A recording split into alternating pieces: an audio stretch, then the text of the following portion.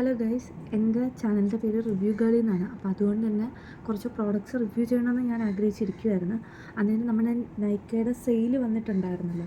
ആ സെയിൽ വന്ന സമയത്ത് ഞാൻ കുറച്ച് പ്രോഡക്റ്റ്സ് മേടിച്ചായിരുന്നു. അപ്പോൾ അതിൻ്റെ റിവ്യൂ ചെയ്യാമെന്നാണ് വിചാരിച്ചിരിക്കുന്നത്. എൻ്റെ വീഡിയോ ക്വാളിറ്റി മൈക്കോ കാര്യങ്ങളൊന്നുമില്ല. ഞാൻ എന്നെക്കൊണ്ട് പറ്റുന്ന കാര്യങ്ങൾ വെച്ച് തട്ടിക്കൂട്ടുന്നതാണ്. പക്ഷെ എനിക്ക് കുറച്ചധികം കാര്യങ്ങൾ പറയാനുണ്ട്. അതാണ് ഞാൻ ഇപ്പോൾ ഇങ്ങനെയും വന്നിരുന്ന് പറയുന്നത്. ഞാനപ്പം ഇത്രയും പ്രോഡക്റ്റ്സാണ് മേടിച്ചത്. അതിൽ ഒന്നെന്ന് പറയുന്നത് ഈ ബാത്ത് ആൻഡ് ബോഡി വർക്ക്സിൻ്റെ ജാപ്പനീസ് ചെറി ബ്ലോസമാണ്. ഇതെൻ്റെ നോർമൽ ഫോണിലാണ് ഞാനിത് എടുക്കുന്നത്. അപ്പോൾ അതുകൊണ്ട് കുറച്ച് പ്രശ്നങ്ങളുണ്ടാവും. ഇങ്ങനെ സൂം ചെയ്തൊന്നും കാണിക്കാൻ പറ്റില്ല. അപ്പോൾ ഞാൻ കൃത്യമായിട്ട് പേര് പറയാം. അതിൻ്റെ cherry blossom, Japanese cherry blossom.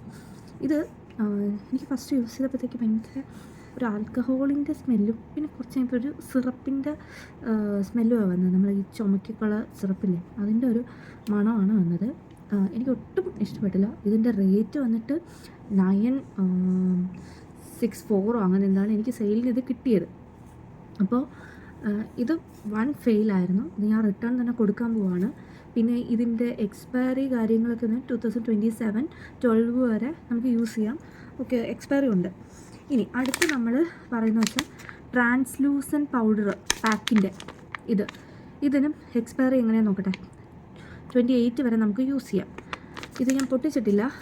Main കാര്യം ഞാൻ പറയാൻ വേണ്ടി വരുന്നത്, ഞാൻ ഈ NYXൻ്റെ ലിപ്സ്റ്റിക്ക് ഒന്ന് മേടിച്ചായിരുന്നു. സംഭവം മേടിച്ചത് ഞാനിങ്ങനെ കുറേ റിവ്യൂ കേട്ടിട്ടുണ്ട്. പക്ഷേ എൻ്റെ കയ്യിൽ ഇതിൻ്റെ ഒരു പ്രോഡക്റ്റ് പോലും ഇല്ലായിരുന്നു. അങ്ങനെ ഞാൻ അതിൻ്റെ തന്നെ 2 മേടിച്ചിട്ടുണ്ടായിരുന്നു. ഒന്ന് ഇതെന്ന് പറയുന്നത് മോണ്ടി കാർലോ, ഒരു നല്ല ഷെയ്ഡാണ് കേട്ടോ. ഞാൻ പൊട്ടിച്ചില്ല. ഇതിൻ്റെ എക്സ്പയറി ഡേറ്റ് കണ്ടോ, 9/26. ഞാനിത് എങ്ങനെ യൂസ് ചെയ്ത് തീർക്കുമെന്ന് എനിക്കറിയത്തില്ല. എന്തായാലും ഇത് റിട്ടേൺ കൊടുക്കുക, കംപ്ലൈൻറ്റ് രജിസ്റ്റർ ചെയ്യും.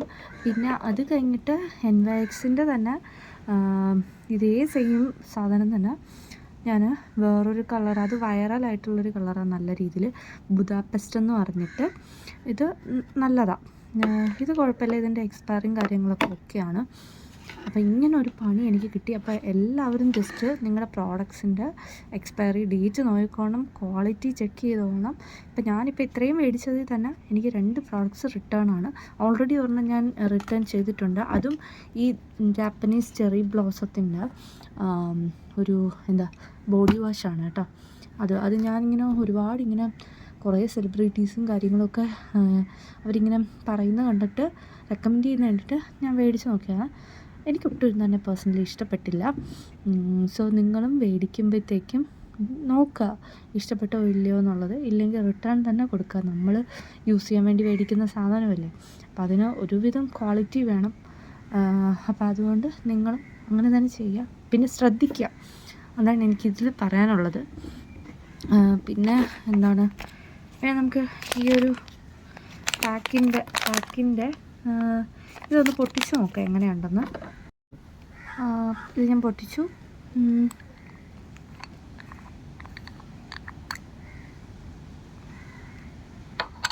ഇതിൻ്റെ ഇവിടെയായിട്ട് ഒരു 3 ഡോട്ടും എനിക്ക് കാണിക്കാൻ പറ്റുന്നില്ല. കാരണം എൻ്റെ ഫോണിൽ ഇതൊന്നും വലിയ ക്ലിയറായിട്ട് എനിക്ക് എടുക്കാൻ പറ്റുന്നില്ല. ഓഡിയോ പോലും ക്ലിയർ ആവുമെന്ന് എനിക്കറിയത്തില്ല.